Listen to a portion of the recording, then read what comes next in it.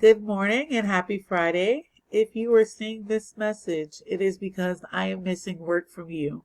And as I've stated in the other videos previously this week, if you are missing an assignment by the end of today, that'll be your final grade. So if you want to make sure your grade is up to par and passing, we want to make sure you get those missing assignments turned in.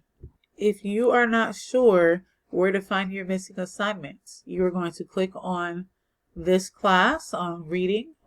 If you don't know how to get to this stream, you go to these three lines up here and it'll show you your classes. Down here in the upcoming box at the bottom, it says view all.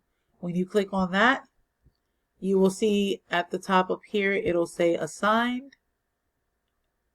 I think it says assigned, missing, and done. And so you will click on, some of you will have to click on all three because you turned in things blank. And we do not accept blank work. Just like if you were in the classroom, we would not accept a blank paper. So we need to make sure that we go back and check all of the things that you turned in blank and submit them with work on them. If you're not sure on what you're missing or how to do it, please send me a message and I will gladly help.